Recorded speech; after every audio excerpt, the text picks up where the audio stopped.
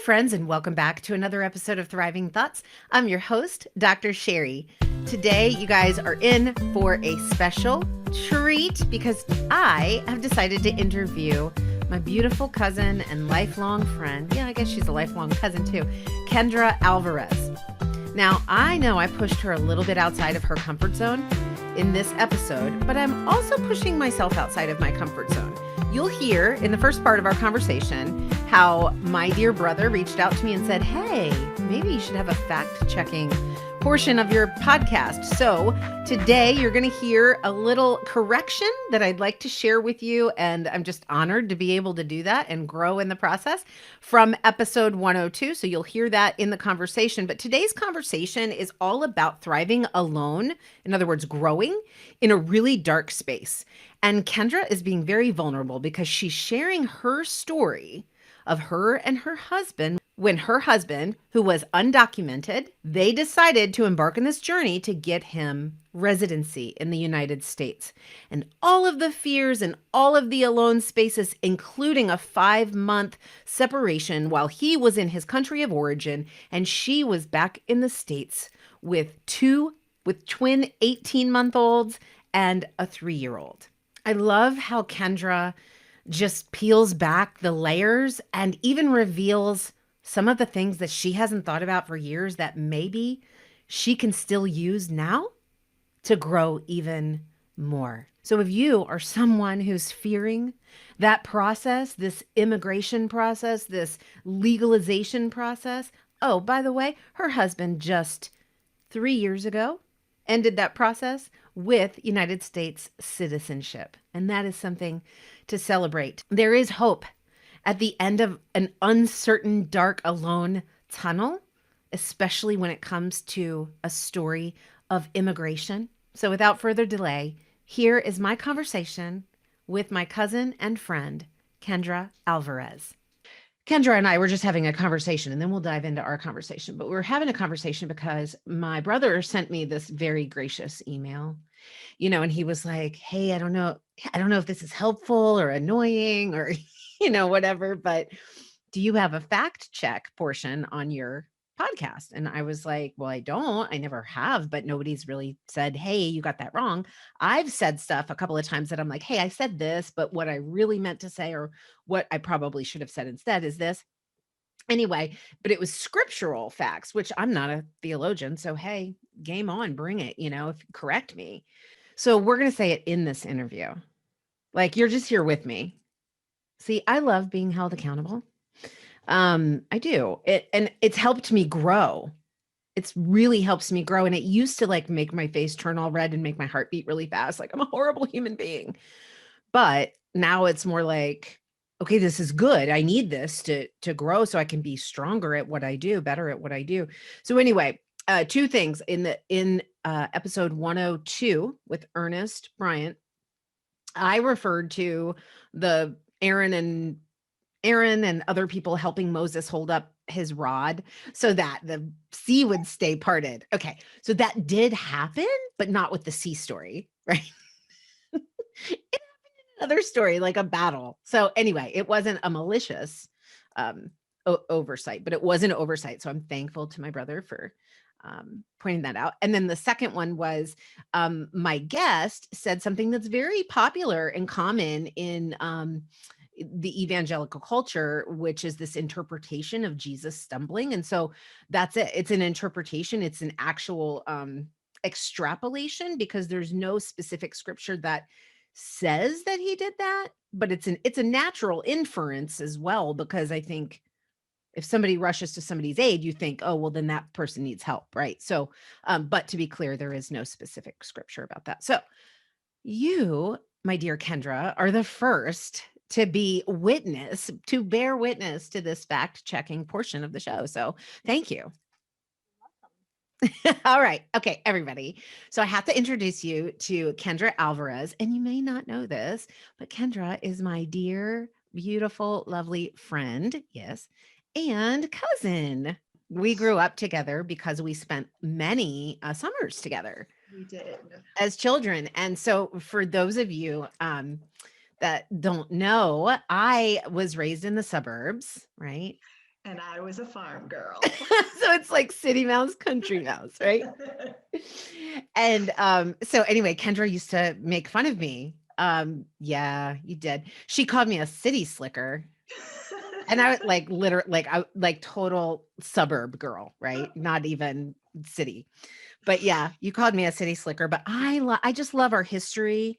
And I love the fact that we've known each other all of our lives through a lot of stuff. We sure have. Um and we love each other unconditionally. Absolutely. And so I asked you to come on the show and be really vulnerable, which is something that you, along with so many other people, hate. Mhm. But I ask people to do that, not for you, but I mean, it will help you, but for the sake of other people, because so many times, especially as women, we do not believe that other people go through what we're going through. And I find that when we are vulnerable with our mistakes, just like when I was talking about, oh, I got the scripture stuff wrong, it's not, there's no shame in that. Like, it's just, okay, let's share, and sharing reduces shame. Absolutely. Yeah. So that's what we're going to do today. And I asked you to come on the show because you went through a remarkable experience. Um, and there are probably many, many pieces of the story that I don't know. So I hope I learn more today. But this season is Thriving Alone. And I wanted you to come on specifically to talk about your experience when your husband was sent to Mexico to await the verdict of whether or not he was going to be able to obtain citizenship here, Mhm. basically, in a nutshell. I imagine that you felt alone to some degree in that experience, or to a large degree. To a very large degree. Okay, so right, see, perfect guest for season 4. So, and a very relevant topic right now. And so I know this is going to just be so impactful, and not just raise awareness, but raise an understanding of what happens within us when we go through these things. So, share with us, share with me, when was the first moment in that experience? And you can even go back if you want and say, like, here's what led up to that. When did you start feeling alone in that experience? What was going on? So I would say I felt alone actually even before the immigration process started in a lot of ways. Okay. And as you had me like starting to think about this topic, listening to your podcast and stuff, I thought to myself, so there have been times in my life where I haven't been alone. Like I've still had people who have had my back. I still knew that God was with me, Mm-hmm. but that didn't change the fact that I felt very alone in the Mm. experiences that I was having. So, what were some of those experiences? So a lot of them were some of, as I was thinking about this, so a lot of my aloneness Mhm. feeling was of my own making. And the fact that you are coming on with this whole session on shame, I'm like, wow. So a lot of my alone was because of my own shame, Mm. because of Oh. ways I have failed in the past, experience decisions that I've made, and the consequences of those decisions. Mm-hmm. So there was a lot of me that thought that I didn't deserve to be supported in the Oh, that I was going through. But that was my Lord shame. have That was my shame. mercy. Okay. Oh, this is good. I didn't even know we were going to go here. But something you just said resonated with me, and I know it's going to resonate with people, but deserving support. And you and I share very similar experiences in that, I think, in that shame department, which everyone has shame, but this is how it plays out. So, why did you at that time, and maybe even still, maybe that's not fully resolved for you. I don't know. I'll leave that for you to share or not share. I'm going to be attending your sessions.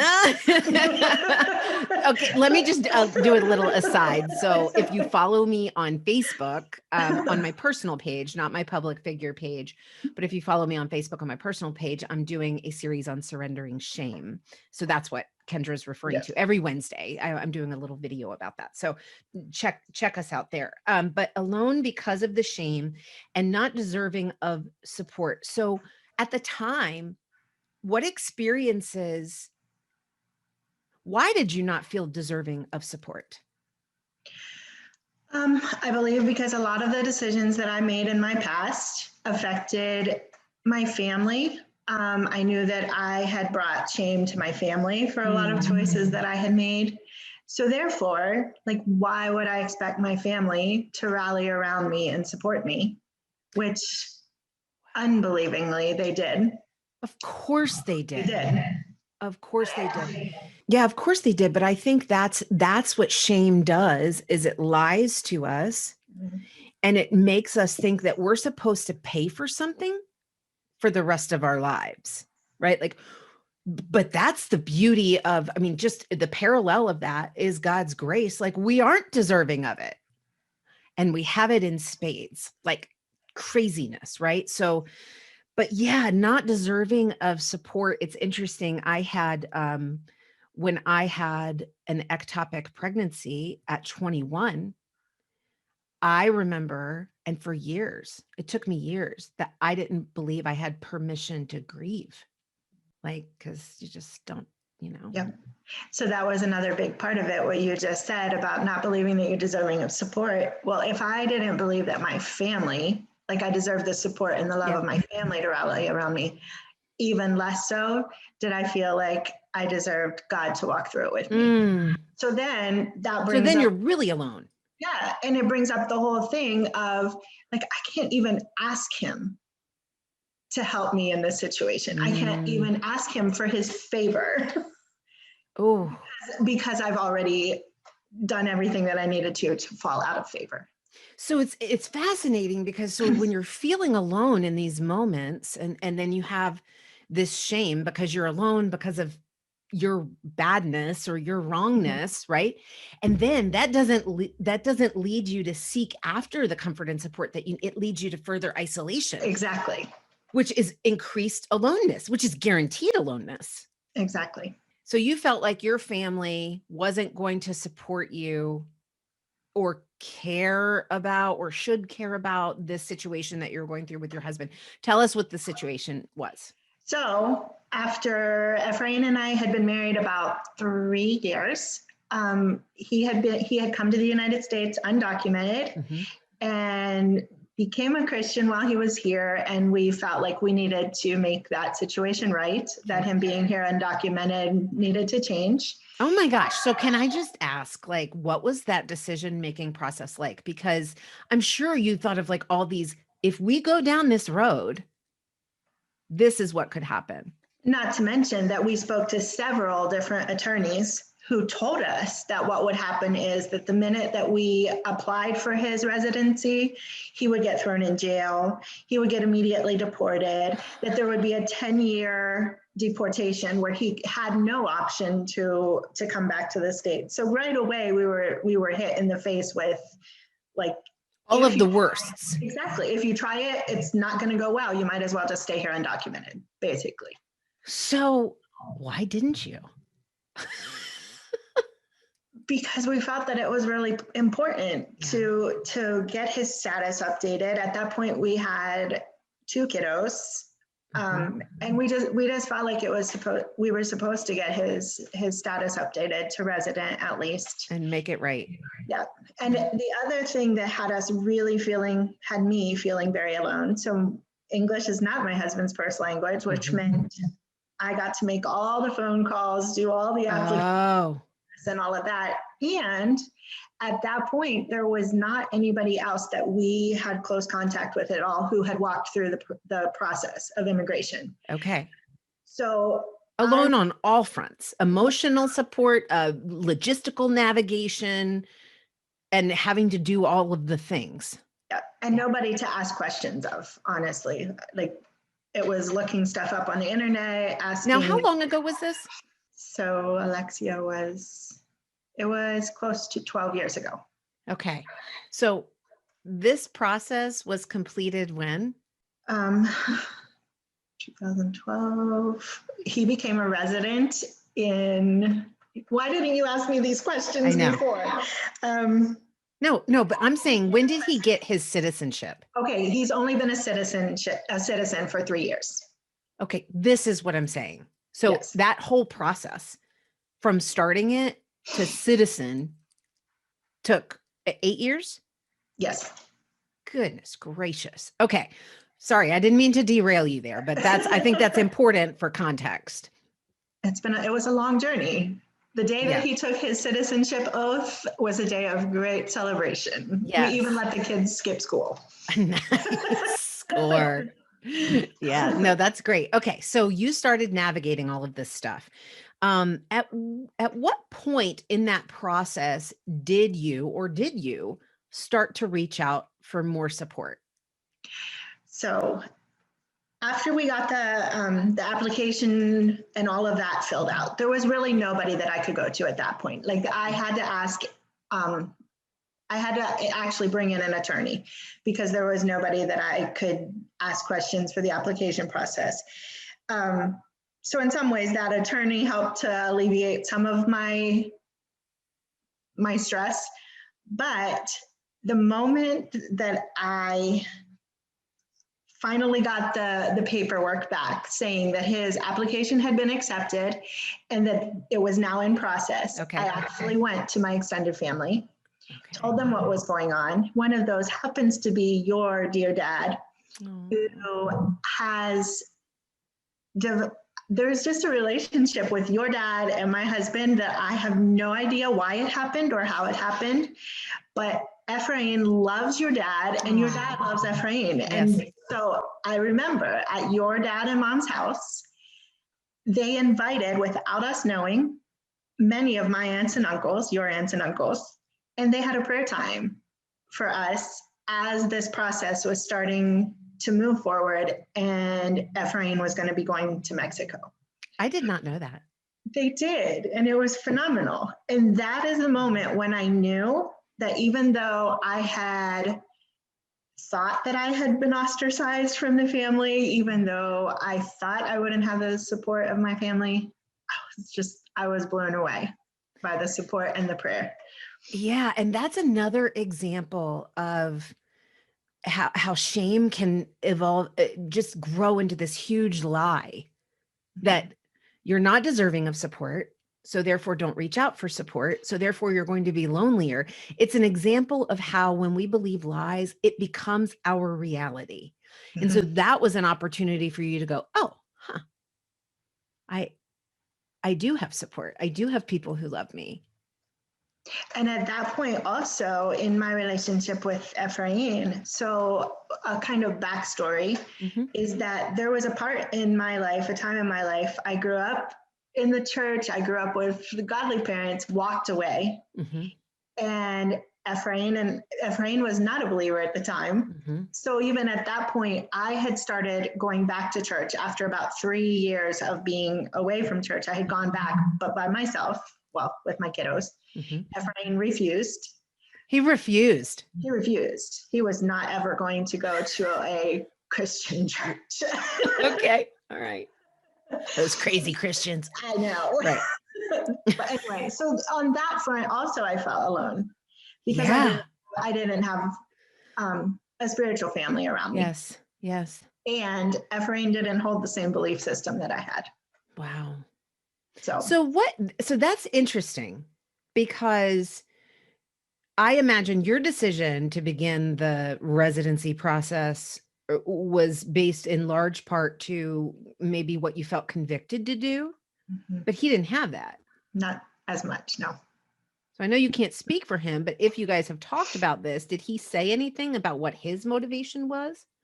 Like, even though he knew all of the risks? I think he knew that his motivation was that the benefits were greater, as far as he would not have to worry anymore about what if I have a traffic violation and get deported while I have my babies at home.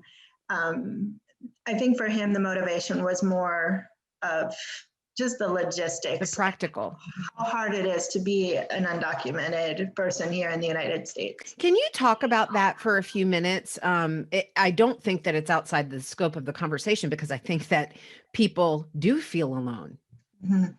And there's a stigma with everything. I mean, we all have opinions about everything that we know nothing about. So what were some of the challenges? You said it was hard to live an undocumented life. So what were the biggest challenges as you recall them from the early years of your relationship? Well, again, pretty much everything fell on me. If we wanted to get a credit card, if we wanted to get a, a rental agreement, everything had to go through me because he had no paperwork Got it. to show for any of that. No health insurance. He was paying taxes the whole time, never knowing that he would never see anything from those taxes. So I think for him, it was a lot of what the benefits would be to him being documented versus so much of a conviction as it was for me. Okay. It turned into that. Yeah. It's a little like through the process, which. Yeah. So tell us about, maybe, even though you're moving forward with this, you know the risks, you know all of that logically, but certainly when you're feeling alone, even if that ebbs and flows with the influx of family support or logistical support, whatever that is, when you're feeling alone, there are moments of desperation, desperately alone, despair. Mhm. Did you have any of those moments in that process? And if so, would you share them with us? I did. I had a lot of those moments. And I feel like one of the things that was hard for me was I was feeling my own desperation. I was feeling my own fear. So when we were going through the immigration process, the rule was that he had to leave the country, go to his country of origin. That's where the appointment would take place. That's where they would decide if he was eligible for what they call a waiver. Okay. Asking for forgiveness for having entered illegally. Okay. At this point in the game, a lot of the appointments are happening here, and they know that they're eligible for the waiver before they ever have to leave the country. So when he left, when we went to Mexico for his appointment, we did not know if he was even eligible for that waiver. If he had not been found eligible for the waiver, it was a mandatory 10 years outside of the United States. That's when we left. Whoa. So 10 years, that's a huge risk. as we got on that plane to leave for Mexico, we did not know. So how long into the process was that? So that was about 3 years after the initial Wow. Okay. application. Okay. So you guys are Yes. on the plane, family left in the States? Yes. Well, Okay. no, the kids went with us. We Okay. decided that we would all fly down with the hopes that maybe, just maybe, God's favor would be upon us and he would come back with his paperwork with us. We had planned to stay for a month. That didn't happen. He was found eligible for his for the waiver, Okay. but that involved a waiting process. That was a huge, huge moment of desperation for me when we got that verdict that he would be allowed to come back to the States with us. Okay. So he was eligible to basically be forgiven and continue on this process. Yep. But his eligibility limited him to stay in his country of origin. And we had no idea how long that would take. There was another person in his hometown who had put in an application before he did, had his appointment before he did, and was there for 2 years. Like he was going on his second year of being there. So we didn't have any idea how long this waiting process was going to be. Give us a glimpse of, because at some point you and the kids came back. We did. And you had to leave your husband behind. And I was dealing with my own fears and desperation. That's what I was about to say, while having to help my kids walk through theirs, which was one of the hardest things I've ever had to do.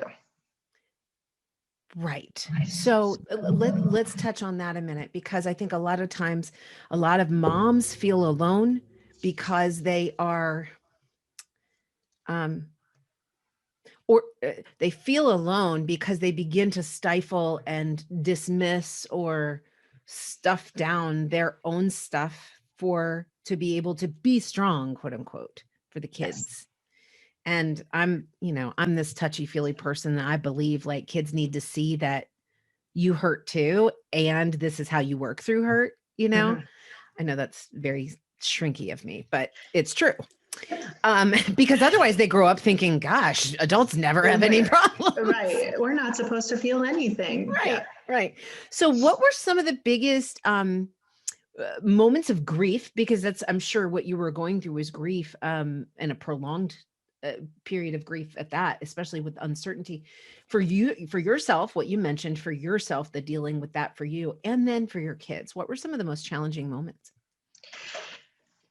Well, one of the most challenging was the airport, where we had to say our goodbyes. He went with us to the airport. We got on the plane to come back, and my kids, my twins were 18 months, and Alexia was 3.5.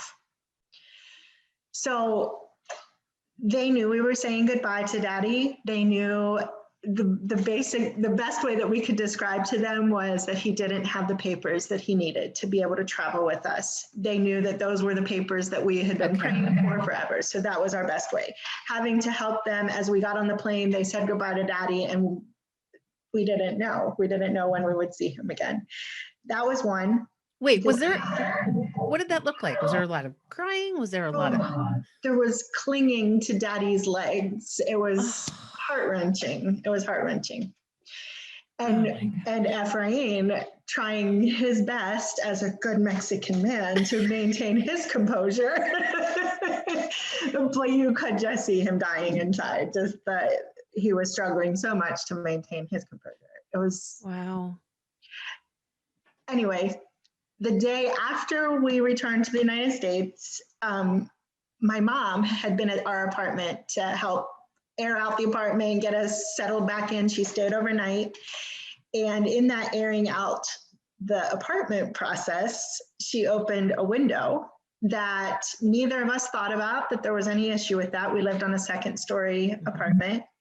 So the day after we returned from Mexico, one of my twins fell out of that window, the second-story window, onto the concrete below.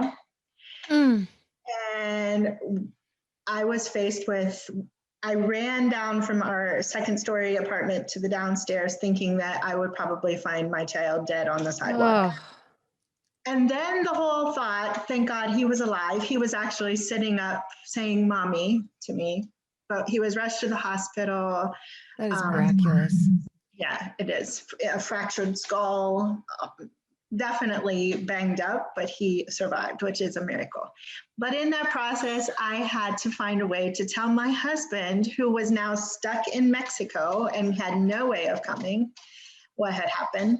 That was a moment of desperation and feeling so alone, because we didn't know if Natan would survive the night. We didn't know. That was another moment when I felt very alone and a lot of desperation. There were a lot of moments. Yeah. But you know what's interesting is I didn't know. I remember that. I remember getting the call. I don't even know maybe it was my parents or the text, maybe, or call. I don't remember, but I just remember I immediately hit the floor. I mean, and I was not at the prime of my spiritual game either, but not spiritual game. Bear with me, people. I hear you. But I hit the floor, like I hit my knees. I remember I had this ottoman and I just hit the floor and I just started praying. And I remember very clearly, I don't even know if I ever told you this, but I remember I got up and I was actually entertaining. I had guests at the time and they were all outside on the deck and I had gone inside. And I remember I walked out on the deck and they were like, what's wrong? And I was like, nothing. I was like, my cousin's son fell out of the window, but he's going to be totally fine. Like I'm serious. I have never, like that sense of, I had 100% peace, 100% confidence. And so I was like, it's okay. There's nothing wrong. Like he's going to be okay. Wow. He is. He is. He's got some anger issues, but we'll count that as the frontal lobe damage. Right. No, that was a miracle. Yes, definitely. So, but I didn't know that was the day after you had, like, talk about like trauma upon trauma upon trauma. How did you not break down? I think I had moments of breaking down. But I had 4 little kids who were around me watching me, and I couldn't break down. And I honestly think that this is why when you asked me about that time of my life, like I really do think the trauma has like helped me to erase a bunch of it. There's a lot of things that I feel like I'm disconnected from. Do you feel like this conversation is bringing up stuff for you that you think maybe you need to take a closer look at? Absolutely. I do. I like, as you're asking me questions, and there are just so many things that come flooding back where I'm like, wow, I don't remember feeling this way in that moment, but the feelings are there now. Like that I think I can put words to what I was feeling. I think that what you were saying about moms and how we often stifle our own thing, I think I did that a lot. I just knew that I had to be strong for my kids. My kids cried daily asking for their papi. It was daily phone calls if we had good enough connection. But all three of my youngest kids had birthdays while dad was in Mexico, and just having to go through the motions to try to keep them having the most normal, consistent routine in life that they could. I didn't deal with a lot of what I was feeling. Well, yeah. And what about the financial strain, the financial stressors?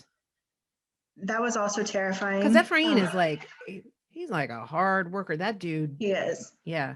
He's our breadwinner. And with three practically babies at home, it was hard for me to work. But my dear mama would drive an hour each week so that I could fill up at least one day. I'm a Spanish interpreter. I could fill out at least one day of appointments for interpreting, which was just a huge blessing to us. And as I look back, well, even then, there were definitely, I could see God's provision for our family. Like we would just get, some of our family would send me a check in the mail, or actually the church that I had been attending by myself, this was actually a big kind of a factor in Ephraim deciding that maybe he should give church and God a second look. But that church actually covered, Ephraim ended up being in Mexico for 5 months. Eternity. It was an eternity, but in the light of eternity, it was nothing. It was nothing. There were people that were there for 2 and 3 years. Yeah. So we felt like God moved things along quickly. However, it did feel like really long. Sure. But that church actually covered 4 months of our rent for us. Wow. Which was, we didn't know that was going to happen. Of course not. So as thankfully, the landlord knew of what our situation was, and he told us that he would wait on that rent until Ephraim came back, that he would not kick us out of the apartment, that kind of thing. So we thought that Ephraim would come back and we would just have to work really hard to pay back. But that church actually paid for our rent, which was phenomenal. Wow. And another example of how I was really not alone when I felt alone. Yes. Yeah. So, okay, fast forward us to like, what were the major milestones after he came back? After he came back, so it was pretty quick that he got like his paperwork as far as his green card and that kind of thing. But I am not going to lie to you that green card made me happy.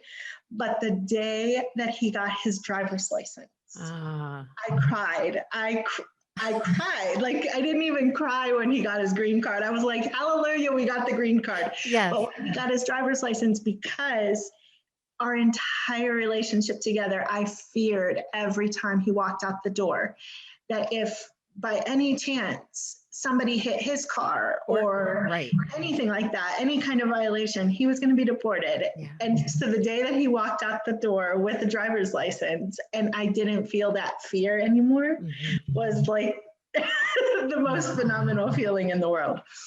That's incredible. I love that. Which is crazy. You would think that the Social Security card and the green card and all of that, but no. No, but it's the practical piece. Yeah. It's the daily impactful piece. So let me ask you a question. Well, you didn't finish answering. Go ahead. I interrupted you. So, major milestones. The milestones, I have to just tell you though, that the first milestone was bringing him home. He flew in and I didn't tell my kids I was going to the airport. Oh my goodness. And I went and picked him up and he walked in the door and to see the look of joy on their faces. My boys had just learned how to do somersaults. They did them the whole way across the floor to their dad. That was huge. That was an amazing day for our family. Wow. There were things along the way. I think people knew that, like, he had been gone for 5 months. We were financially, it was still a stressor, even though the church was so generous. There were a lot of bills that needed caught up on, and Christmas came. Okay. And right before Christmas morning, I think it was Christmas Eve morning, our doorbell rang.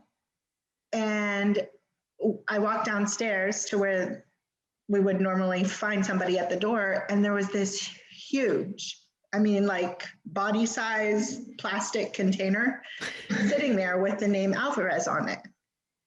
I was like, okay, so we towed it up the steps. It was full of Christmas gifts for our kids and pantry supplies.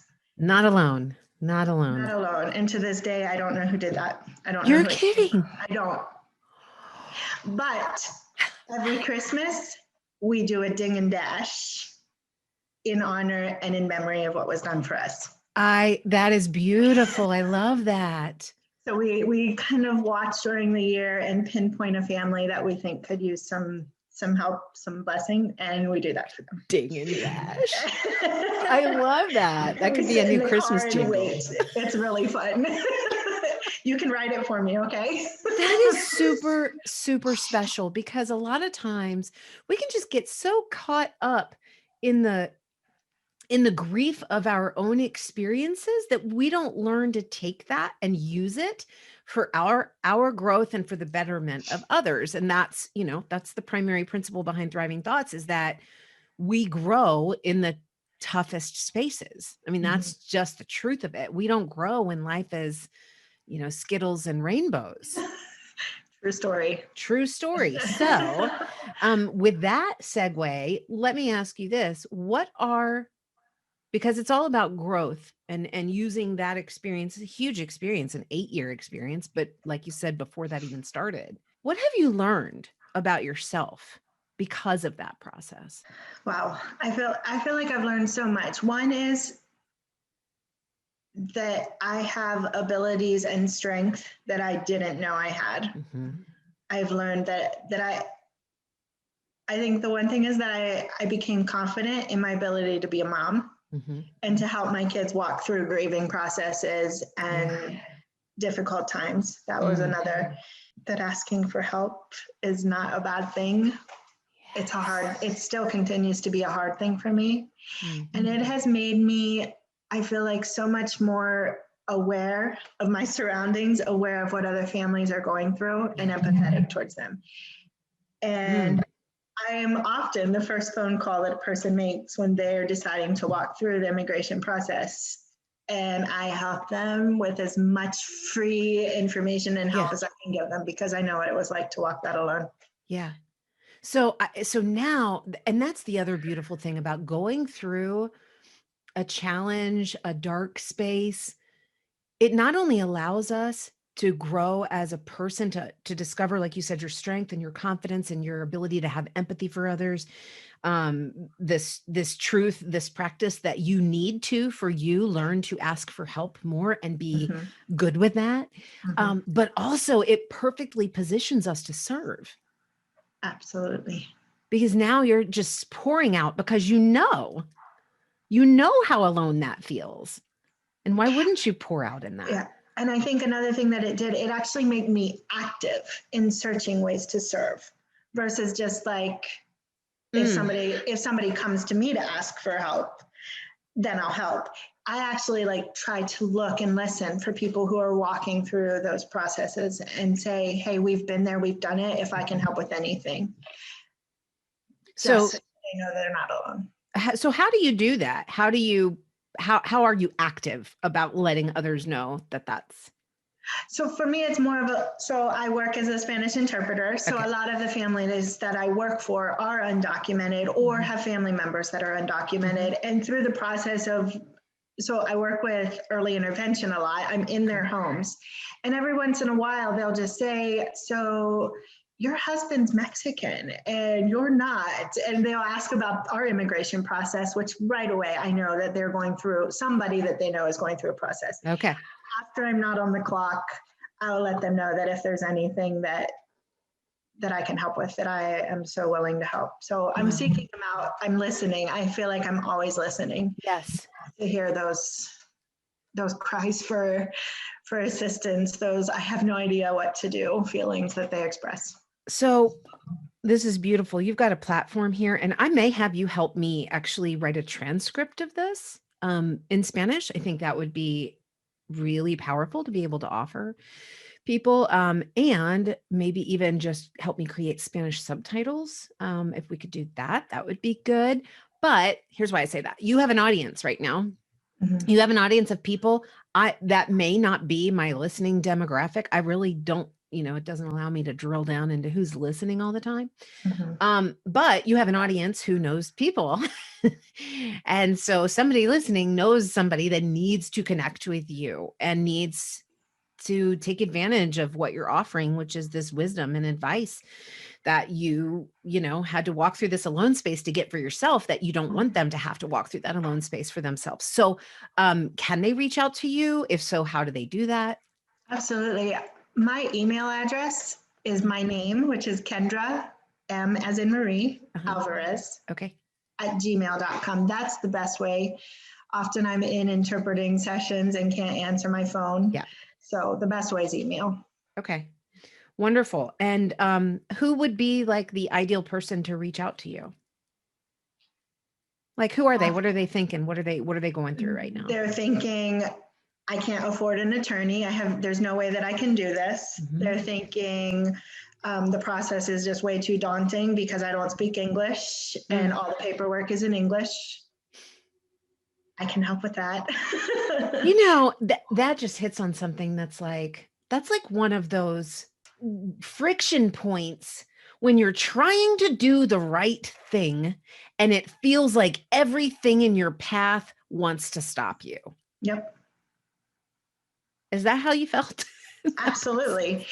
But I had the benefit of English being my first language. Correct. So many families that are here, neither the husband or the wife has English as a first language. They don't know. A lot of people don't even know how to navigate the internet and that kind of thing to find the information they're looking for, let alone find the title of what they're looking for and the forms that they need. And it's insane. Right. So gracious of you. Is there anything about your experience about the alone spaces that you've thought about, that you've learned, that you wanted to share that I haven't asked you about? Not that I can think of. I think that as you've had me reflecting, I feel like those alone spaces, like you said, can be huge areas of growth. Yeah. And I think about a garden. I think especially right now, we live out in the country and there's wheat starting to grow. Mm-hmm. That wheat was planted before the cold, before the snow. Mm-hmm. The snow and the cold came. Mm-hmm. The wheat seeds stayed alone under the ground. But that whole time there was growth happening.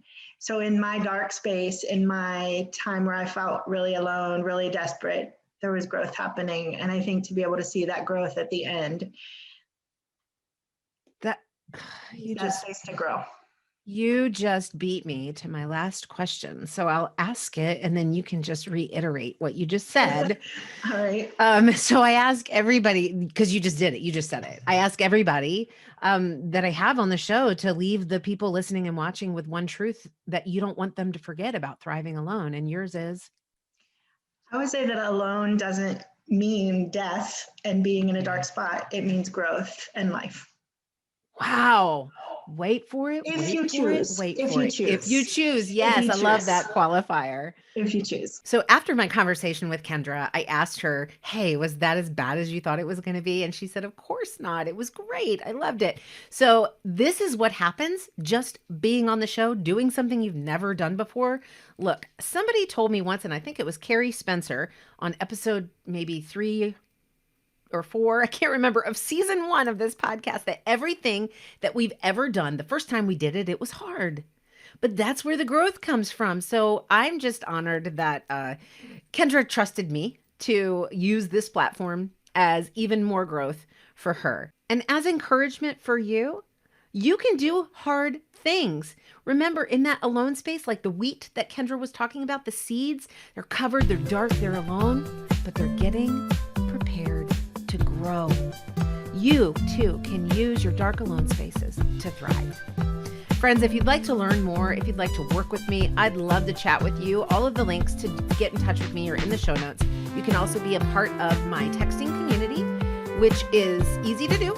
All you need to do is text the word thrive to 540-369-2139. I send you 3 texts per week, some challenges, some inspirational, but always looking for you to speak truth over the lies so you can thrive.